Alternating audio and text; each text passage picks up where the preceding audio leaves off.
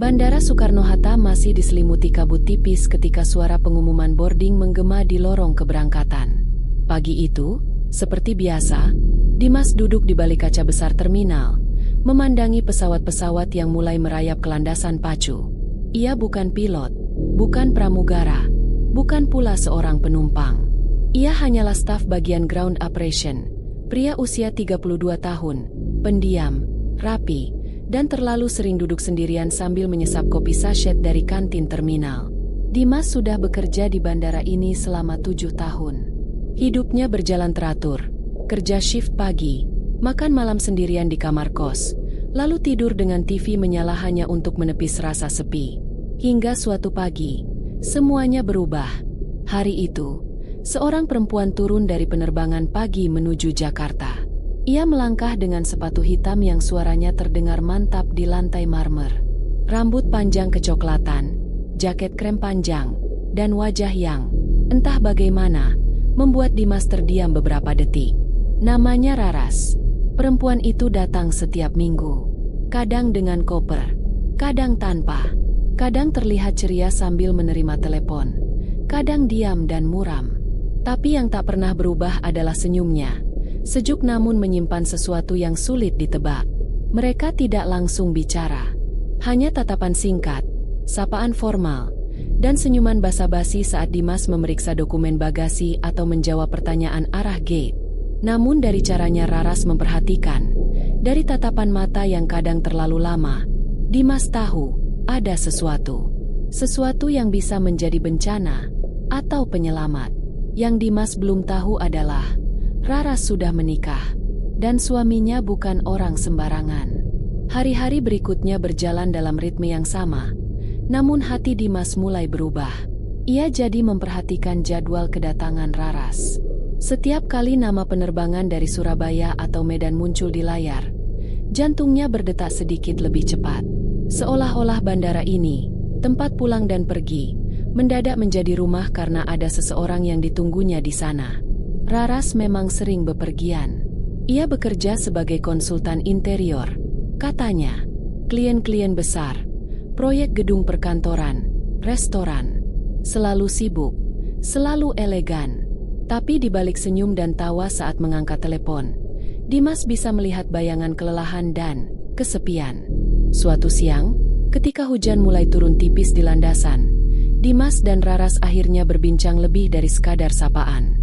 Ada yang aneh dari hujan di bandara, kata Raras sambil menatap keluar jendela. Rasanya seperti dipaksa merindukan sesuatu yang tidak pernah datang. Dimas mengangguk pelan, mencoba menanggapi dengan hati-hati. Atau mungkin merindukan sesuatu yang sudah lama pergi. Raras menoleh. Kamu sering merasa begitu? Dimas tersenyum samar. Lebih sering daripada yang saya harapkan. Obrolan itu pendek. Nyaris tidak berarti bagi orang lain. Tapi bagi Dimas, itu adalah jendela kecil yang terbuka ke dunia Raras. Dunia yang tampak sempurna dari luar, namun dalamnya penuh luka-luka tak terlihat. Beberapa hari kemudian, Dimas melihat Raras turun dari taksi bandara dengan wajah berbeda. Kali ini ia memakai kacamata hitam besar, tapi bukan untuk gaya, melainkan menyembunyikan lebam samar di sisi pipinya. Dimas ingin bertanya, tapi tak sanggup. Maaf, saya buru-buru hari ini, ucap Raras cepat, lalu berjalan pergi dengan langkah yang agak limbung. Dan untuk pertama kalinya, Dimas menyebut namanya dalam hati, seperti mantra yang terasa salah, tapi terlalu kuat untuk diabaikan. Raras. Ia tidak tahu kenapa, tapi semenjak itu, Dimas tak bisa tidur dengan tenang. 3 hari berlalu sejak Dimas terakhir melihat Raras. Biasanya, wanita itu muncul paling tidak seminggu sekali. Namun kali ini, layar kedatangan tidak menampilkan namanya, dan Dimas merasa ada yang kosong dalam rutinitasnya. Hingga suatu sore, ketika langit mulai merah tembaga, Raras muncul, bukan dari gerbang kedatangan seperti biasa, tapi dari arah ruang tunggu VIP. Ia berjalan pelan, mengenakan sweater longgar dan tanpa make up. Tak ada koper, tak ada senyum. Dimas yang saat itu sedang memeriksa dokumen di meja petugas tak bisa menahan diri. Ia menghampiri, Pura-pura memeriksa sistem sambil melirik ke arah Raras yang kini duduk sendirian di sudut ruang. "Bu Raras, ada yang bisa saya bantu?" tanyanya pelan, menjaga suara tetap formal meski hatinya menegang. Raras menoleh. Mata itu kosong, tak ada binar lembut yang biasa hadir. "Saya cuma ingin diam di sini sebentar. Nggak mau pulang dulu." Dimas mengangguk pelan. Ia tahu, tak semua orang datang ke bandara untuk pergi. Beberapa datang hanya untuk merasa bebas. Tanpa banyak bicara, ia duduk di bangku seberang. Sunyi menyelimuti mereka, hingga akhirnya Raras bicara. Suaranya lirih, pecah, seperti remuk di dalam. Pernikahan itu seperti rumah yang kelihatannya kokoh, tapi ternyata fondasinya retak. Dan aku terjebak di dalamnya. Dimas menunduk, tak tahu harus menjawab apa. Lalu Raras melanjutkan. "Dia bukan orang jahat. Dia cuma dingin. Sejak aku keguguran 2 tahun lalu, dia berubah. Kami tinggal serumah, tapi seperti asing. Kadang kalau aku bicara, dia tak dengar. Kadang kalau dia marah, tangannya ringan." Dimas mengepalkan jemari. Ia tahu kemarahan sedang membuncah dalam dadanya. Tapi ia juga tahu, ini bukan tempatnya, bukan haknya. Namun ketika Raras menatap matanya dan berkata, "Aku cuma butuh seseorang yang bisa lihat aku. Bukan menilaimu, bukan memilihku, hanya melihat." Itu jadi saat di mana sesuatu dalam diri Dimas retak. Dan dari celah itulah cinta mulai tumbuh. Cinta yang seharusnya tak pernah ada. Dimas tahu ia seharusnya menjaga jarak. Tapi malam itu, pikirannya penuh dengan wajah Raras, dengan luka di balik senyumnya, dengan suaranya yang lirih, dengan caranya duduk sendirian di bandara seperti seseorang yang tersesat. Akhirnya, ia lakukan sesuatu yang tak pernah ia bayangkan sebelumnya. Mengetik pesan. "Hai, Bu Raras. Semoga malam ini lebih tenang dari siang tadi. Dikem." Ia menyesal beberapa detik setelahnya. Tapi sebelum sempat menarik napas penuh, balasan datang. "Terima kasih. Kamu satu-satunya orang yang menanyakan itu." Dimas hanya diam menatap layar. Rasanya seperti sedang berdiri di pinggir jurang, dan satu langkah kecil lagi bisa menghancurkan segalanya, atau membebaskan. 2 hari kemudian, mereka bertemu di luar bandara, untuk pertama kalinya. Sebuah kafe kecil di daerah Kemang. Raras tampak lebih santai, mengenakan kemeja putih dan celana jeans. Tak lagi perempuan anggun dari ruang VIP bandara, melainkan seseorang yang sedang mencoba menjadi dirinya sendiri. "Aku nggak tahu kenapa aku datang," ucapnya, memainkan sendok kecil di cangkir cappuccino. "Mungkin karena kamu nggak pernah menuntut apapun." Dimas menatapnya, ingin mengatakan bahwa perasaannya bukan tanpa tuntutan, justru sebaliknya. Tapi ia bungkam. Malam itu, obrolan mereka mengalir. Tentang film, tentang mimpi masa kecil, tentang musik 90-an yang mereka sukai, tentang bagaimana Raras pernah bercita-cita jadi penulis buku anak-anak, dan tentang betapa sepinya dunia yang penuh orang. Hujan turun ketika mereka keluar dari kafe. Raras menoleh, dan untuk pertama kalinya, ia menggenggam tangan Dimas. "Jangan salah paham," katanya. "Aku cuma butuh seseorang yang tetap tinggal saat semuanya pergi." Dimas tidak menjawab. Ia hanya menggenggam balik. Dan disitulah, tanpa kata, keduanya tahu bahwa mereka telah melewati batas. Batas yang tak bisa lagi dikembalikan. Malam itu, Dimas pulang ke kamar kosnya dengan kepala penuh badai. Tapi yang tak ia tahu adalah, seseorang telah memotret mereka diam-diam di luar kafe. Dan foto itu akan menjadi api yang membakar segalanya. Bandara kembali sibuk seperti biasa. Pesawat-pesawat datang dan pergi. Orang-orang berpelukan atau menangis di pintu kedatangan. Tapi bagi Dimas, dunia tak lagi seramai dulu. Sekarang, segalanya berputar di sekitar satu nama, Raras. Hubungan mereka tak lagi sebatas pertemuan sesekali. Mereka mulai bertukar pesan tiap malam.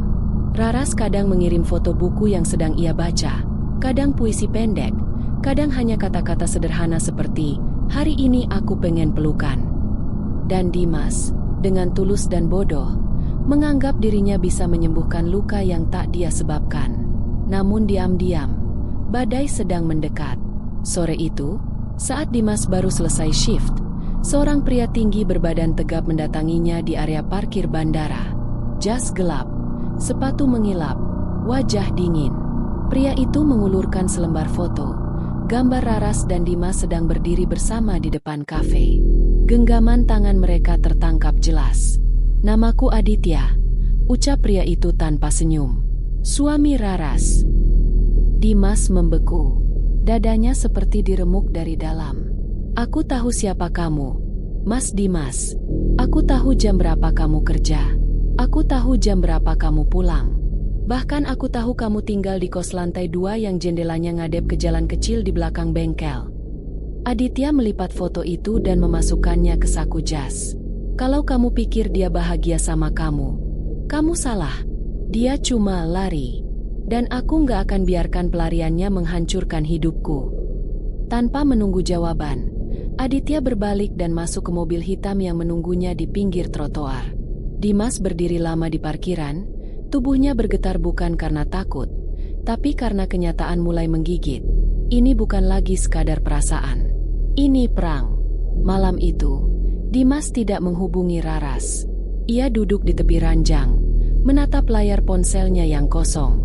Namun tepat pukul 23, pesan masuk. "Aku takut." Hanya 2 kata, tapi cukup untuk membuat Dimas berdiri, meraih jaket, dan meninggalkan kamar kosnya. Sementara itu, di sebuah rumah besar di kawasan elit Jakarta Selatan, Raras duduk di tepi ranjang, dengan mata bengkak dan wajah lebam yang coba ditutupi concealer. Di luar kamarnya, suara langkah kaki Aditya terdengar berat dan lambat. Raras memeluk lututnya, menatap layar ponsel, dan berbisik pada dirinya sendiri. "Dimas, kamu satu-satunya alasan aku masih bertahan hidup." Pagi itu, Dimas dipanggil oleh kepala divisi bandara. Sebuah amplop coklat diletakkan di meja. "Maaf, Mas Dimas," kata Pak Arif dengan nada hati-hati. "Kami menerima laporan dari salah satu mitra bandara soal dugaan penyalahgunaan etika kerja. Foto ini." Ia mengeluarkan cetakan gambar Dimas dan Raras dari dalam amplop. "Sudah menyebar ke Dewan." Dimas membeku. Dunia yang selama ini ia jaga runtuh dalam satu pagi. Pak Arif hanya bisa menatap dengan prihatin, tapi keputusan sudah dibuat. Dimas dirumahkan sementara untuk evaluasi. Ia berjalan keluar kantor dengan kepala tertunduk. Mata panas menahan emosi. Ia tidak marah. Ia hanya merasa hampa. Di sisi lain kota, Rara sedang duduk di mobil bersama Aditya. Suaminya itu menyetir dengan tangan yang menegang, rahang mengeras, dan tak berkata sepatah pun. Beberapa hari terakhir, Aditya berubah. Ia tidak membentak, tidak memukul, tidak mencaci. Tapi justru itulah yang membuat Raras lebih takut. Diamnya menyimpan badai yang lebih gelap. "Kalau kamu pikir dia akan bisa selamatkan kamu dari aku," Aditya akhirnya membuka mulut. "Kamu terlalu naif." Raras hanya menatap jendela. Wajahnya kosong. Namun dalam hatinya, badai sudah lama dimulai. Malam itu, Dimas akhirnya nekat pergi ke rumah Raras. Ia berdiri di seberang jalan, menatap rumah besar berpagar hitam yang tampak seperti penjara. Ia ingin menekan bel. Ia ingin membawa Raras lari sejauh mungkin.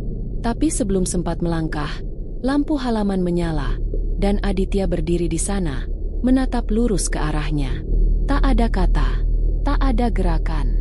Hanya 2 lelaki berdiri diam, dalam ketegangan sunyi yang mematikan. Dan dari balik tirai jendela lantai 2, Raras melihat semuanya. Bibirnya bergetar. Ia tahu, jika malam ini ia tidak mengambil keputusan, segalanya akan hancur, dan bukan hanya untuk dirinya, tapi untuk pria yang diam-diam ia cintai. Ketika dini hari datang, Raras mengirim pesan. "Besok pagi, aku akan ke bandara. Sendirian. Tunggu aku di tempat biasa." Dan untuk pertama kalinya, setelah sekian lama, ia memberanikan diri untuk memilih.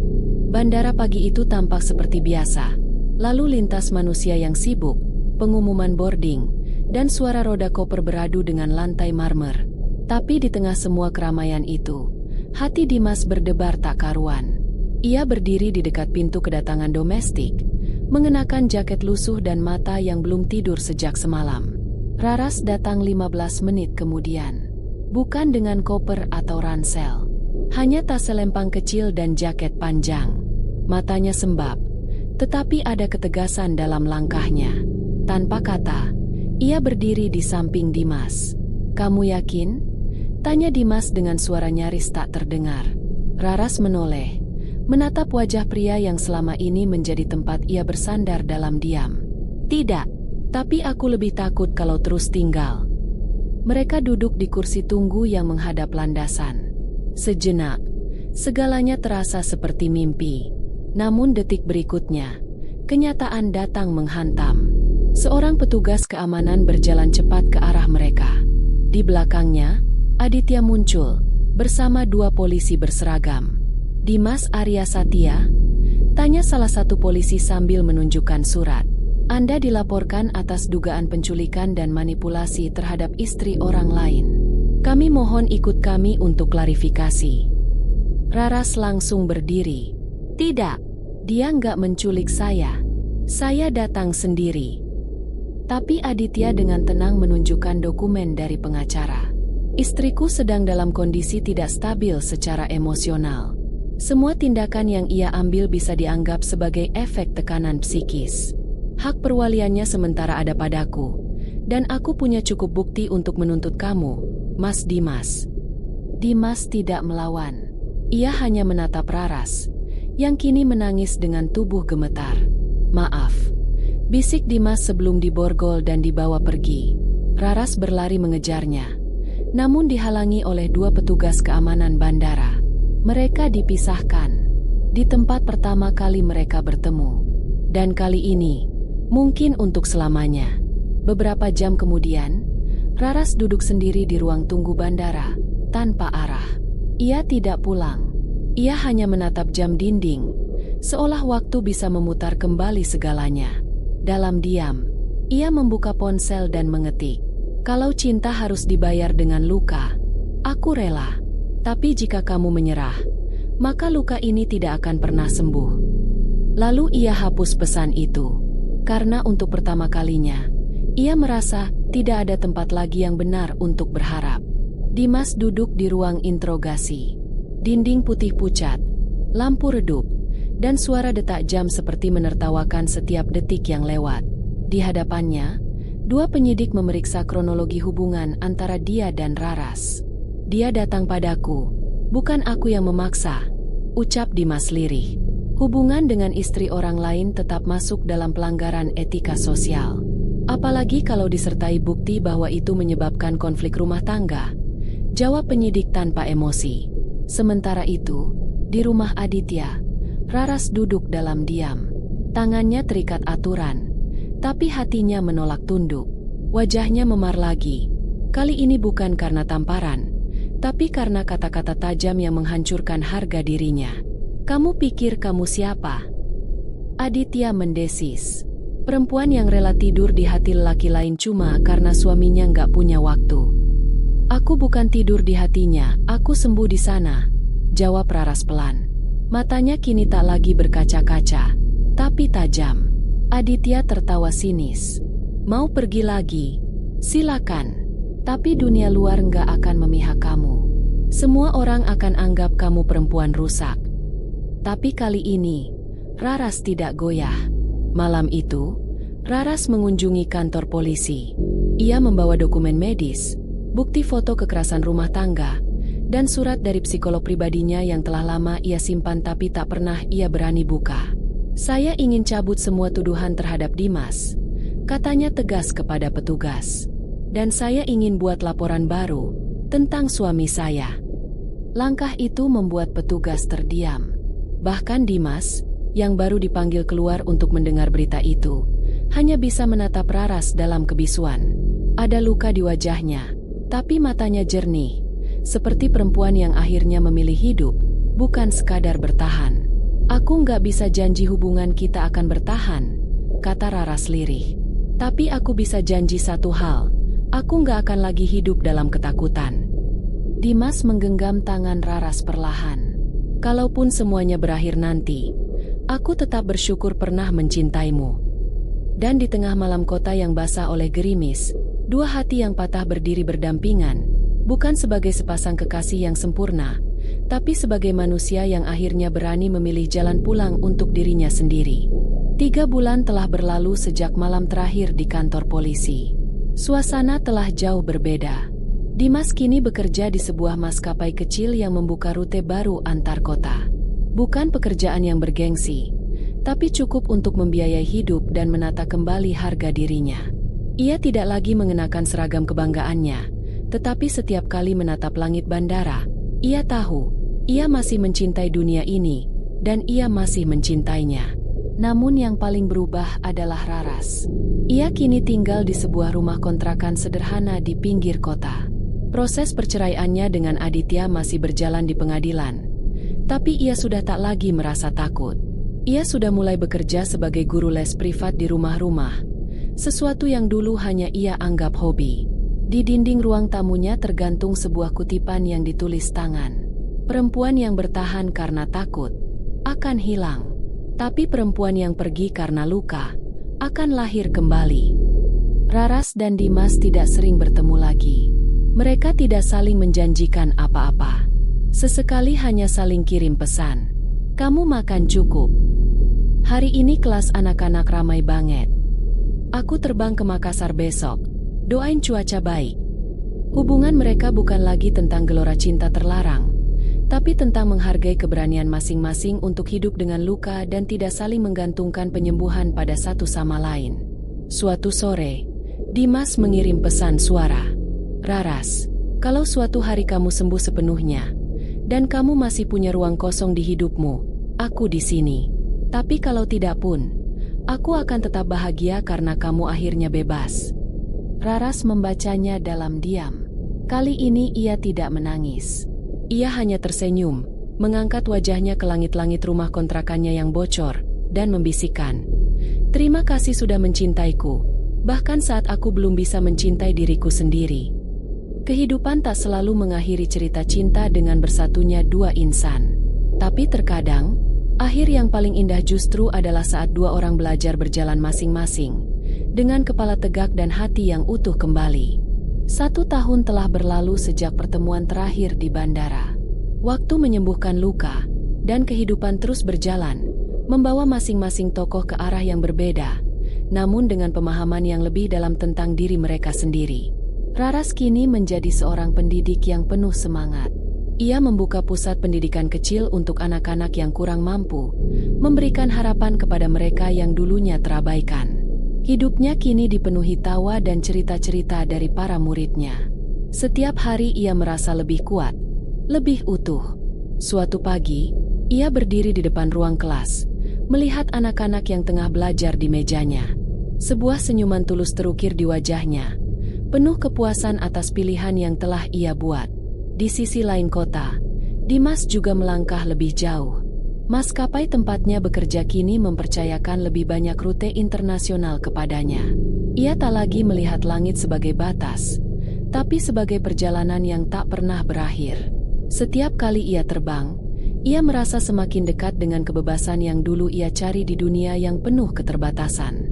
Malam itu, Dimas duduk di pesawat, menatap kota yang kecil dari jendela pesawat. Hatinya tenang. Ia tidak lagi mencari cinta yang tergantung di tangan orang lain, karena ia tahu bahwa cinta yang paling penting adalah cinta yang ia berikan untuk dirinya sendiri. Sekitar waktu yang sama, di sebuah kedai kopi kecil di ujung kota, Raras duduk seorang diri.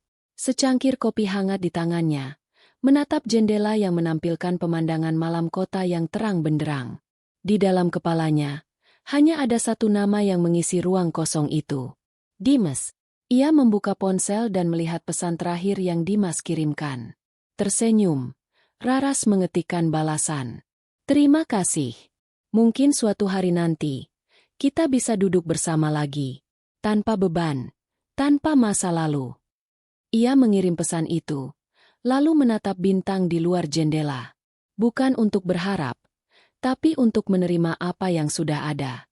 Di luar sana, Di dunia yang penuh tantangan dan kerumitan, ada kemungkinan baru. Ada jalan baru yang menanti setiap orang yang berani melepas masa lalu dan membuka lembaran baru. Dan, di kota yang berbeda, Dimas menatap layar ponselnya ketika pesan itu masuk. Senyuman tulus mengembang di wajahnya. Aku tunggu hari itu. Malam itu, dua hati yang pernah terluka akhirnya menemukan kedamaian, bukan dalam kebersamaan, tapi dalam kebebasan yang telah mereka raih.